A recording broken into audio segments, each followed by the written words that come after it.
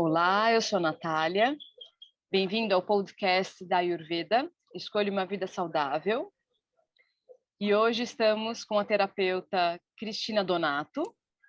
Olá, Cristina. Olá, Natália.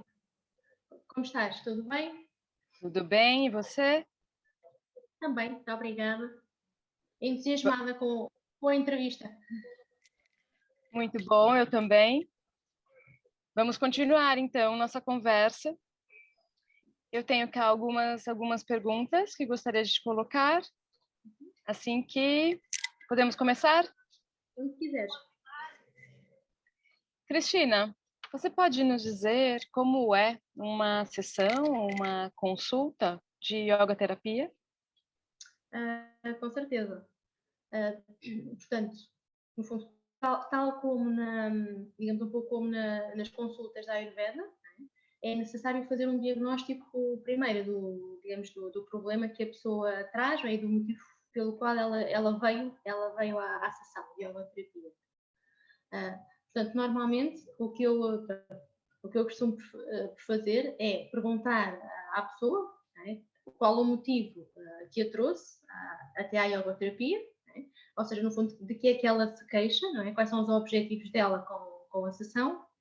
Pronto, e a pessoa vai dizer tem alguma dor, ou que é bastante ansiosa, ou que tem dificuldades em concentrar-se, ou que respira mal, pronto, mediante cada caso, não é?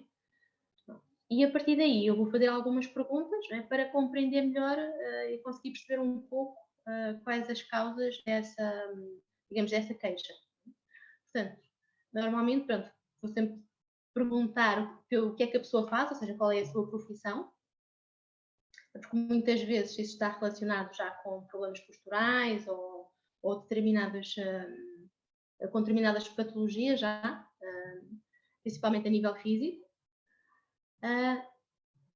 Pergunto também normalmente quais são, que tipo de passatempos, de hobbies é que a pessoa tem, ou seja, para tentar perceber se é uma pessoa que está muito tempo sentada ou se passa mais tempo ao computador e a ver televisão, ou se pratica algum desporto, se passeia, se caminha, se já faz yoga ou não também. E normalmente pergunto também, mais ou menos, qual é o tipo de alimentação que a pessoa faz. Em algumas situações, temos o tipo de alimentação também, o facto se a pessoa consegue digerir ou não, portanto, pode também ser a causa de determinados problemas, mesmo a nível osteoarticular. Portanto, por exemplo, um exemplo muito simples dessa situação, por exemplo, é normalmente aquilo que as pessoas designam por ciática. Né? Que normalmente, quando a pessoa sente uma dor pela perna abaixo, associa ao nervo ciático. Pronto. E normalmente essa situação acontece quando esse nervo é comprimido pelas vértebras da coluna. Né? Mas essa dor pode surgir sem haver propriamente compressão a nível da coluna, mas sim, por exemplo, porque a pessoa tem uma obstipação muito forte. E então a própria dilatação do intestino comprime o nervo, portanto, contra a coluna e provoca, digamos, um sintoma parecido. Né? Portanto, em algumas situações, aqui não, basta ou ajuda muito, por exemplo, resolver o problema da obstipação, e isso nós conseguimos fazer também com algumas fórmulas da Ayurveda.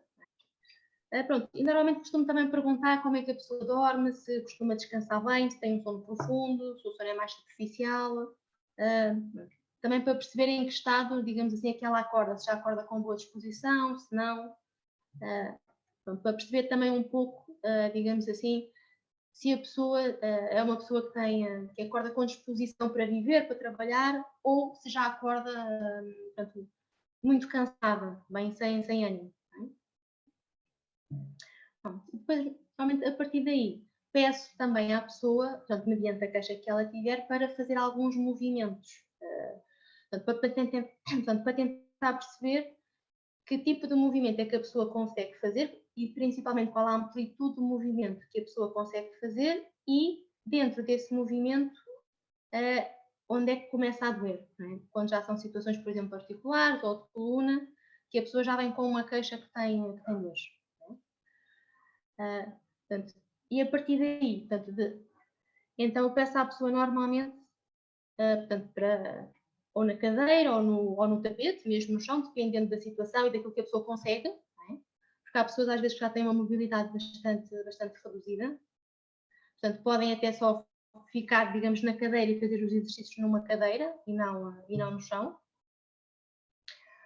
Portanto, e a partir daí tentar perceber então que movimentos é que ela consegue fazer e principalmente o que é que ela consegue fazer sem sentir dor, porque a base do tratamento vai ser essa, não é? Tudo aquilo que eu vou pedir à pessoa para fazer para trabalhar em casa, vou-lhe pedir sempre para fazer sem sentir dor, não é? Portanto, é importante que ela também tome consciência de até onde é que pode ir portanto, sem essa sensação de dor, dentro daquilo que é mais ou menos confortável para ela. Não é? E, portanto, a partir daí vou tentar perceber então portanto, que tipo de movimentos ou exatamente o que é mais importante trabalhar. Se precisamos de tonificar os músculos, se é preciso relaxar, se é preciso aumentar, digamos, a consciência corporal da pessoa, a concentração, se é preciso trabalhar mais a parte do equilíbrio. Portanto, e a partir daí, pronto, vamos então dar à pessoa alguns movimentos para fazer e aí acaba sempre por ser, vamos dizer assim, bastante pessoal ou bastante personalizado, não é?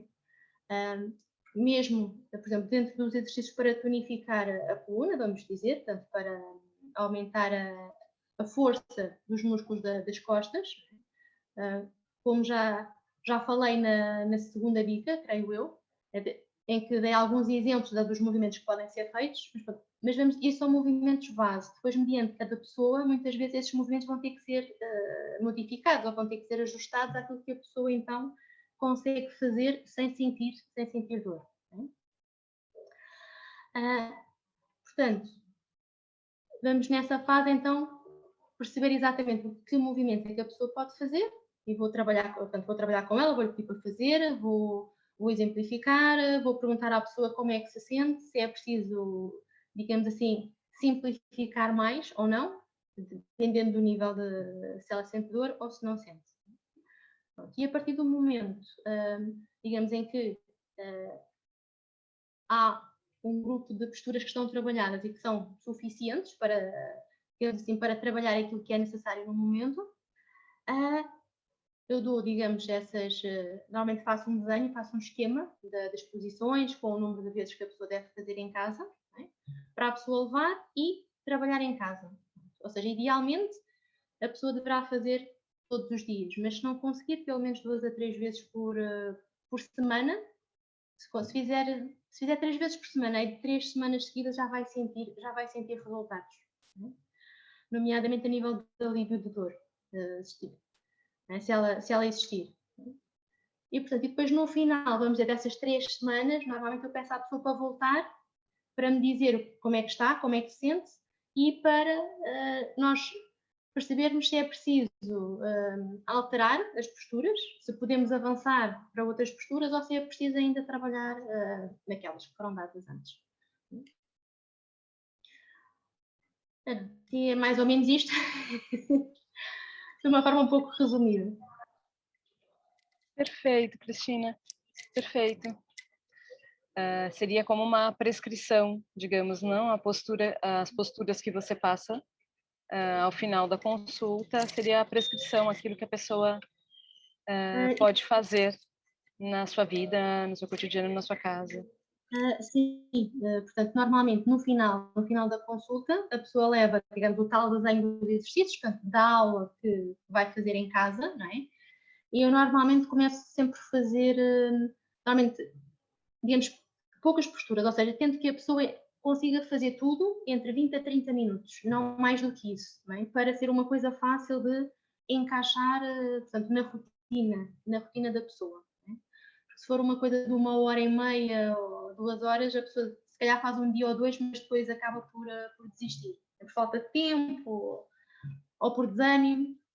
Pronto, então, normalmente, eu dou 5, 6 posturas, portanto, são 5, 6 asanas para a pessoa fazer. Não é? Dou um pranayama, normalmente uma técnica respiratória, que pode ser mais complexo ou menos, dependendo também já da vontade que a pessoa tem com a respiração. Portanto, se for alguém que já pratica yoga, é um pouco mais fácil, às vezes, ajustar os pranayamas. Se for alguém que não pratica yoga, é a primeira vez que está, digamos, a tomar contacto com alguma forma de yoga, normalmente eu começo por trabalhar muito a respiração completa, quase por ensinar a pessoa a respirar. E depois, então, se calhar na segunda sessão, já lhe peço para trabalhar de outra forma, para introduzir uma outra técnica respiratória. Normalmente, digamos, recomendo também uma visualização ou uma pequena meditação, que normalmente vai no sentido da pessoa tomar consciência do corpo, né? Que é uma coisa que muitas pessoas não têm propriamente, não têm consciência da postura corporal, do corpo, só começam a ouvir o corpo quando a dor às vezes já é muito, muito forte e, portanto, obriga mesmo a que elas prestem essa atenção. E, portanto, normalmente recomendo uma meditação, digamos, mais de consciência, de sentir as várias partes do corpo e, normalmente, de levar um pouco mais de atenção àquela zona problemática que a pessoa foi trabalhar, não é? Por exemplo, se for um local com dor, normalmente diga à pessoa para visualizar esse local com uma luz clara, brilhante, para imaginar, para sentir esse local a transformar-se, portanto, a curar-se. Quase como se a mente estivesse a dizer ao corpo como se tratar.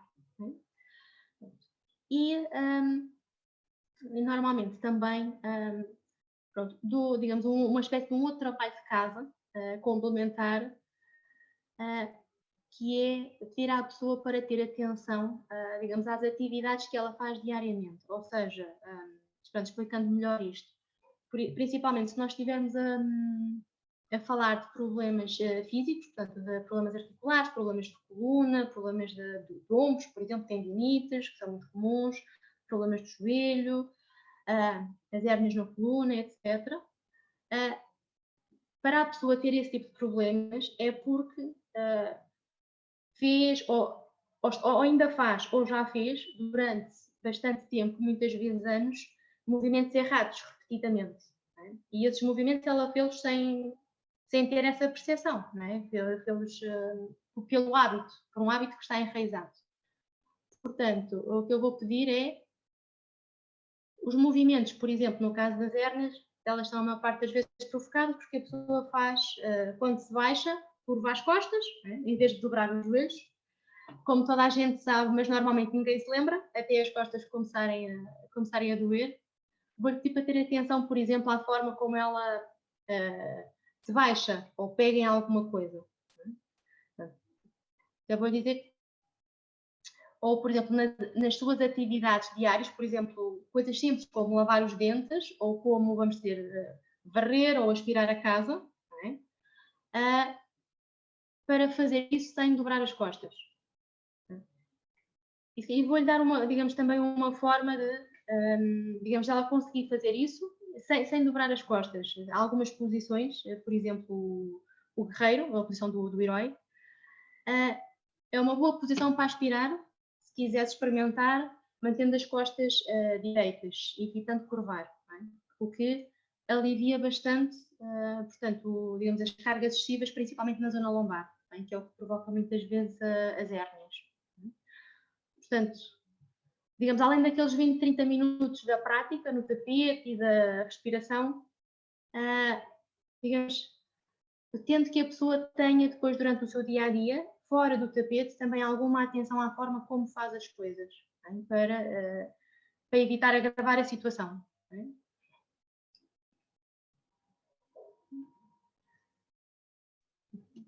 Perfeito.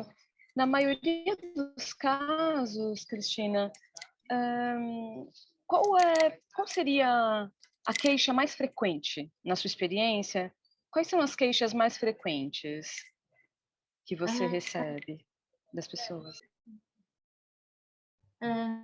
Normalmente, ou a maioria das queixas, acho que podemos enquadrá-las se calhar em 3 grupos de queixas.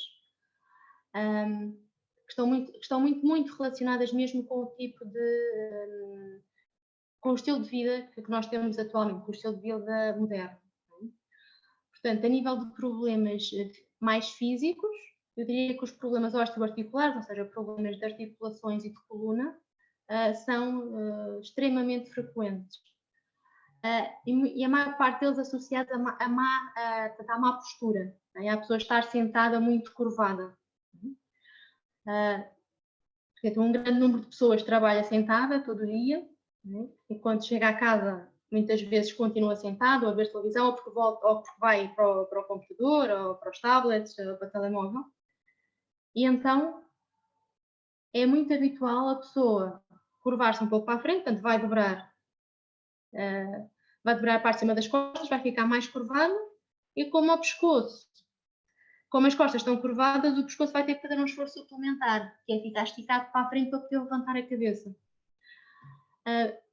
Ou seja, isto, obviamente, repetidamente durante anos, é? Vai acabar por aumentar muito, digamos, a cifose, portanto a curvatura na parte de cima das costas, é?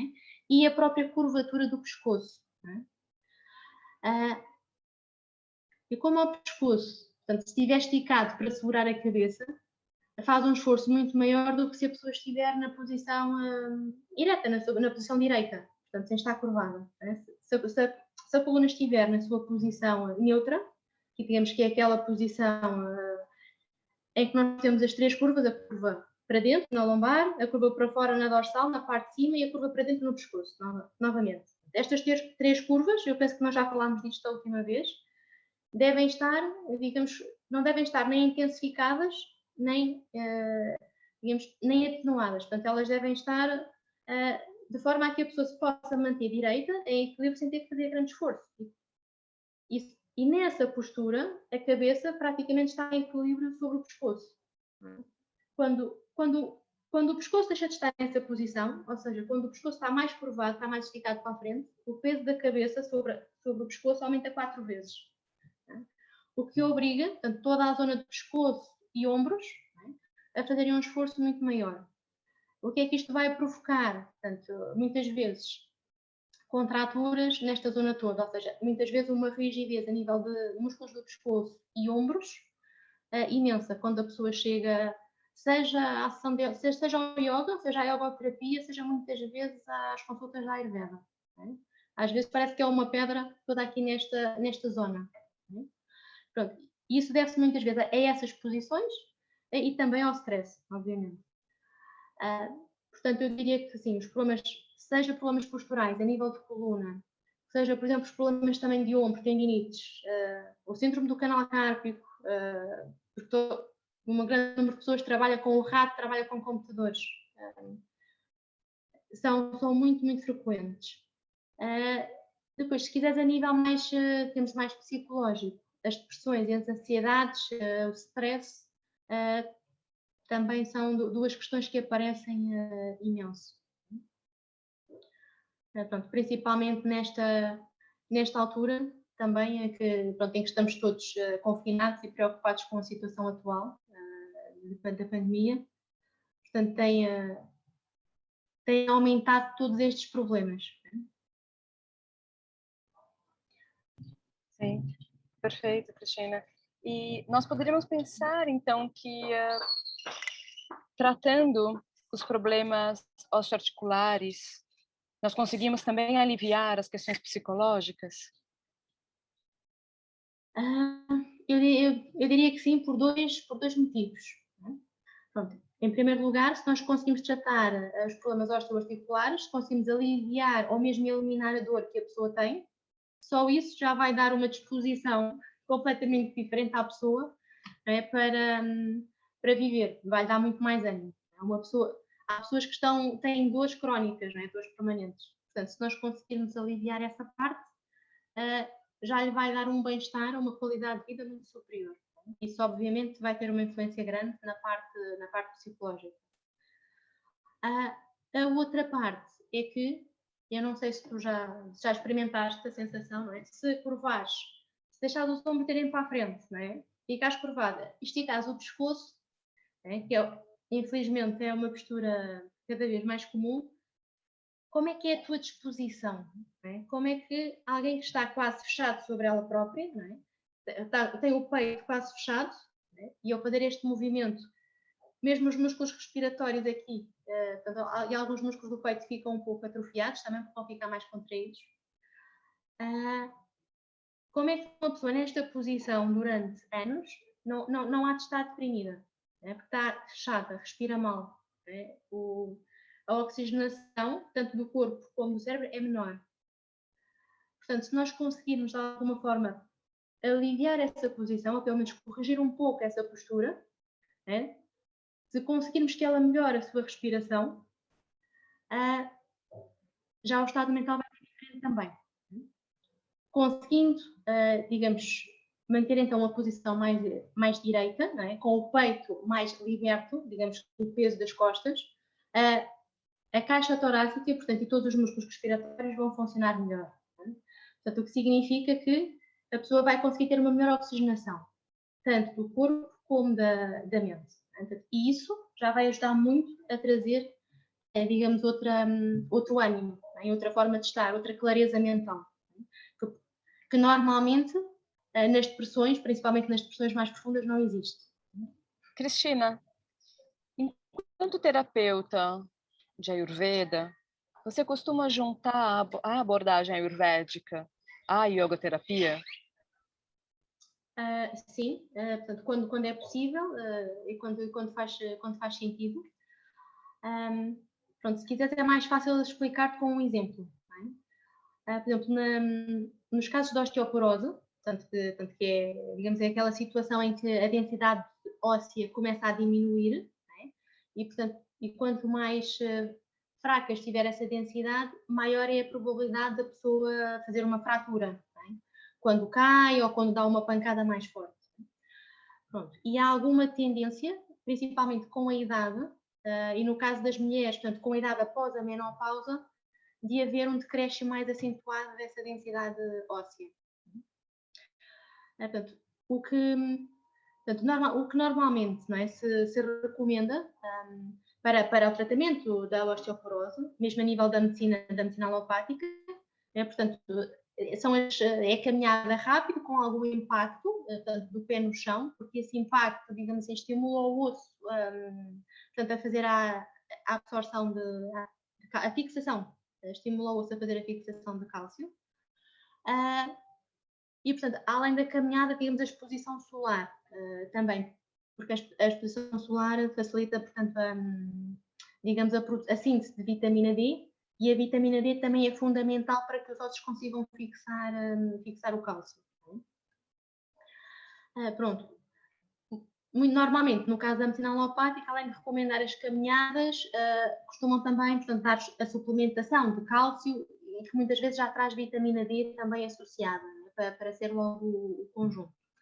Pronto. No entanto, para algumas pessoas, digamos assim, a ingestão de cálcio, pronto, os suplementos de cálcio por si só, podem não ser suficientes. Pronto, primeiro porque o cálcio sendo ingerido, portanto, em comprimidos ou em cápsulas, precisa de passar pelo sistema digestivo, portanto, tem que ser digerido pelo corpo e depois há que ser absorvido, digamos assim, no intestino.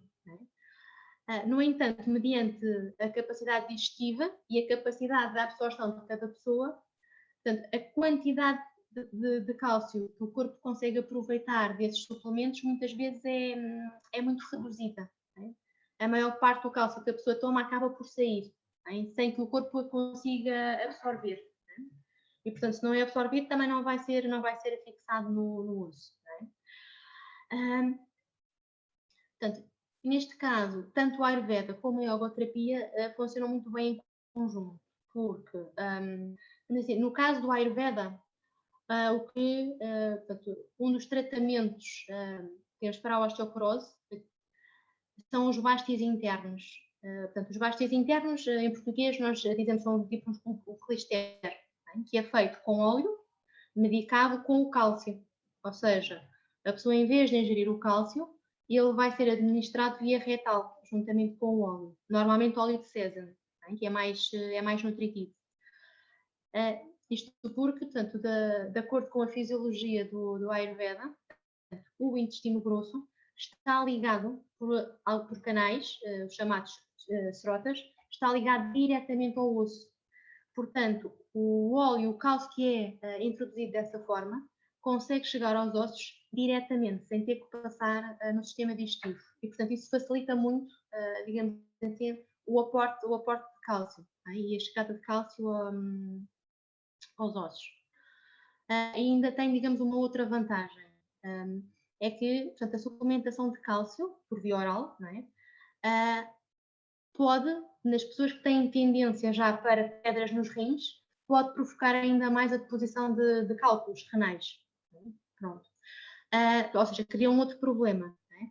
Se ele for administrado via retal, ele não passa nos rins, portanto não vai produzir, não vai ter esse efeito colateral. Não é?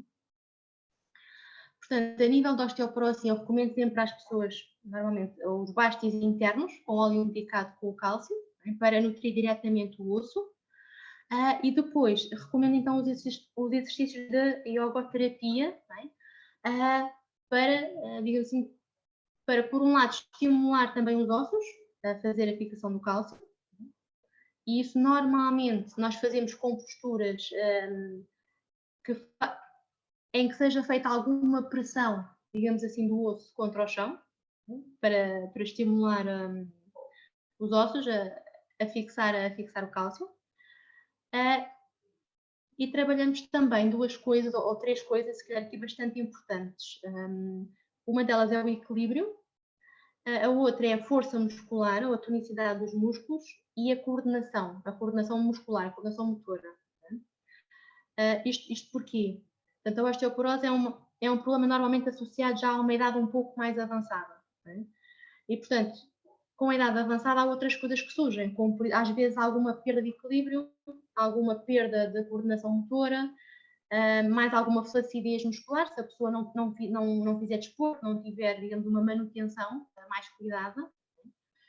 E, portanto, para quem já tem uma fragilidade óssea maior, é importante ter os músculos fortes. Porquê? Porque os músculos vão proteger o osso. Se eventualmente a pessoa der uma pancada, não é, ou cair acidentalmente, se a massa muscular estiver tonificada, isso vai criar uma espécie de almofada, protege um pouco os ossos, portanto, evita essas fraturas, que são mais prováveis nesta situação. E, portanto, conseguir e manter o equilíbrio, não é? Também é fundamental, lá está, para a pessoa evitar quedas, por exemplo, não é? E assim como manter a coordenação motora. Portanto, digamos, as duas em conjunto, tanto os bastes internos com o cálcio da Ayurveda, como portanto, alguns asanas do yoga, portanto, da yogoterapia, digamos, conseguem tratar esta situação. Portanto, não sei se te respondi, se foi claro para ti esta ligação entre as duas coisas. Perfeitamente, Cristina, perfeitamente. Te agradeço muitíssimo por essa entrevista, por mais esse podcast. Obrigada. Muito obrigada. Olá a todos! Se quiserem mais informações sobre a Associação Portuguesa de Medicina Ayurveda, poderão contactar-nos através de www.amayur.pt. No nosso site têm disponíveis todas as informações sobre os profissionais de Medicina Ayurveda ao longo do país, assim como das entidades formadoras reconhecidas para lecionar os cursos de terapeuta e de técnico de Medicina Ayurveda. Para além disso, se desejarem juntar-se à Associação Portuguesa de Medicina Ayurveda, têm 3 categorias de sócios. A categoria de sócio profissional, que pretende defender os profissionais da Ayurveda em Portugal, assim como a categoria de formando, que são todos os associados que estão em formação, e a categoria de amigo, para aqueles que gostam do Ayurveda e que querem que ele cresça em Portugal. Para além disso, também podem adquirir alguns dos produtos disponíveis na associação. Muito obrigada por assistirem ao podcast e continuem a ver.